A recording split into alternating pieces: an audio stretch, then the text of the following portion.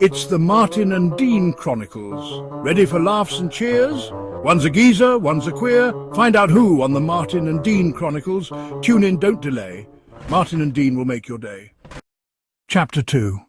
Pub Antics and Shopping Spree. Dean, full of energy, power walks with a determination towards the Bystander, the local cosy pub. He has to get there before 5 p.m. This pub is not just a place to drink, it is a sanctuary, a stage, and sometimes a battleground. Enter Dean, a man on a mission for cheap pints. Dean bursts through the pub door, his coat flaring dramatically. The vintage clock above the bar reads 4:59 p.m. Oi, prick, 4 pints now! And don't you water 'em down this time, you tight sod. The patrons in the pub turn their heads toward Dean, some smirking, others shaking their heads. John, the landlord, doesn't even flinch, used to Dean's antics. John calmly starts pouring a pint. Cutting it fine again, aren't you? That's 4 quid, Dean. Plus, if I watered him down, you'd probably thank me. Save your liver some grief. Dean slamming coins on the counter. Yeah, just pour 'em, prick. My liver is fine. It's my wallet you're bloody killing. Better a quid each now than £4.50 each later. Who can afford that? John smirks, knowingly, sliding the first pint across the bar. Exactly. That's why you only crawl out from under your rock between 4 to 5, eh? Dean grinning and grabbing the first pint. Ha, don't act like you're not happy to see me. I'm keeping this place in business. Oh, absolutely. Without you and your happy hour loyalty, I'd have to sell me kidney to pay the bills. Dean gulps down the first pint in one go, slamming the empty glass down. He immediately grabs the second pint, pausing only to glare at John. Don't give me that shit. It's a public service you're offering, keeping the beer affordable for the working class. John pouring another pint. Affordable? It's a quid during happy hour, Dean. That's charity. At £4.50 after 5, it's called surviving. The regulars nearby chuckle as Dean lines up his third pint. Pinson, one of Dean's old friends, was sitting in his wheelchair by the bar, turns to Dean. You'll be jumping in the back of Skips with Graham, searching for that skip wine if you miss happy hour one day, Dean. Ha, Pinson, less cheek twat. Skip wine is Graham's thing. I'll still be here for a pint for a quid. Don't you worry about that. I'm a fucking legend.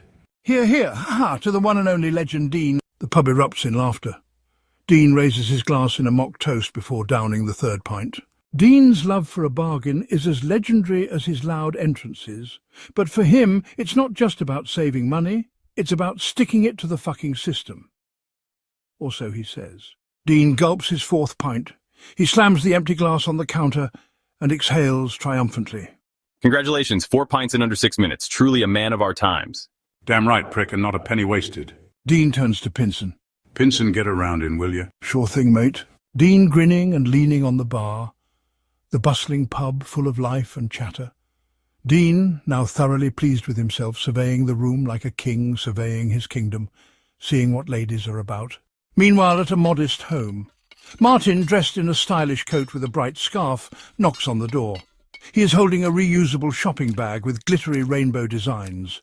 The door opens, revealing Barbara, Martin's mother, a small but fierce older woman with sharp eyes and an air of authority. Late again, always late. We go now, no time to waste. Hi, Mum. Lovely to see you too. Barbara ignoring him and grabbing her purse. Why you wear that scarf, so sparkly? Look like Christmas tree. Martin playfully adjusting his scarf. Thank you, Mum. It's called fashion. They head to the car. Barbara immediately commandeers the radio, flipping through stations. All noise. Nothing good anymore. Why no music with feeling? Like Frank Sinatra. All this flamboyant noise, no good.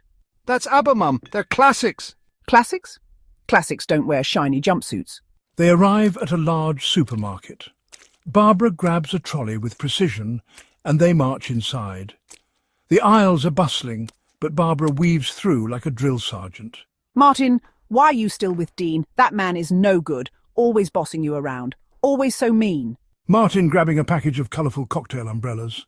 He's not that bad, Mum. You just don't know him like I do. Barbara pointing a finger at him. I know enough. He talks to you like servant. You deserve better. Someone who calls you darling. Not idiot poof. He doesn't call me idiot. Not all the time, anyway, just poof. Barbara shakes her head, muttering in Chinese as Martin tosses a sequined wine outfit into the trolley. Wine outfit? Waste of money. Wine doesn't care what it wears. Martin grabs a set of sparkling gold plates and matching cutlery with rainbow handles. Ooh, look at these. Perfect for dinner parties. Barbara snatching the cutlery. Rainbow spoons? What kind of party is this? Circus? Very funny, Mum. They're elegant. Barbara huffs and grabs a carton of eggs. Dean doesn't care about elegance. He cares about shouting and being rude. You need someone kind, not loud like gorilla. Martin, grinning, grabbing a pink faux fur cushion. Maybe I like gorillas. Barbara slamming a loaf of bread into the trolley. Then I buy bananas for you. You will need them. Martin laughs as he adds a glittery table runner and a pack of pastel-coloured paper straws to the cart. Barbara shakes her head, muttering, So wasteful. You spend on all this, but yet you have no proper man. I find you a nice doctor, or maybe a lawyer. Someone with respect. Mum, I don't need a lawyer, unless you're planning to sue. Good idea. I call solicitor tomorrow. Martin laughs, grabbing a pack of pink champagne glasses. Barbara continues muttering in Chinese, occasionally shaking her head as Martin adds more flamboyant items to the trolley. They head to the checkout where Barbara scrutinises every item. All this sparkle, but no vegetables. You can't live on glitter, Martin. Martin holding up the cushion. But it feeds my soul, Mum. My soul. Barbara groans, paying for the groceries as Martin flashes a cheeky smile. The two walking out of the store, Barbara grumbling and Martin happily swinging his glittery shopping bag. As they both walk back toward the car, Martin spots a shop.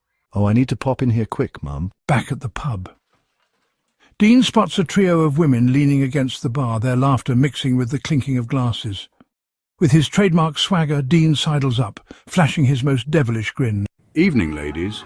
Now, which one of you's been naughty enough to deserve a pint from me? The women giggle, and one of them, a brunette with a teasing glint in her eye. Depends. What's a pint from you worth? Worth more than gold, love, but tell you what, I'll throw in a chat with me for free.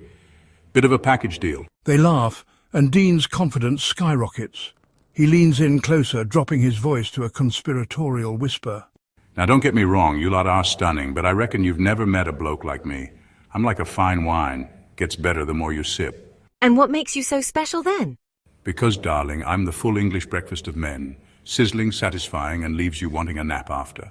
The women erupt into laughter, one of them nearly spilling her drink. Dean basks in the attention, feeling untouchable. But just as he's about to unleash another cheeky line, his eyes drift downward, and then he sees it. Dean freezes, his face turning pale, pointing a trembling finger. What the fuck is that thing doing here? It's just a snail hunt. Just a snail, you silly bitch. That thing's a menace. A slimy, evil little cunty bastards. Dean trips over his own feet as he tries to move away. He staggers backward. As soon as Dean gets up, he dashes out of the pub. As he gets outside, he spots that there are more snails by the pavement. Oh, what the fuck is this? Are they all on some sort of a fucking night out? Fuck this, I'm going home. Dean runs back to the flat, out of breath and exhausted. Fuck me. That was too close to call. Those evil little bastards. I'm just going to stay here and wait for Martin to come home. Who knows how many are out there waiting? Join us to continue the adventures by hitting subscribe. If you enjoyed our exploration, give us a like and share your thoughts in the comments below.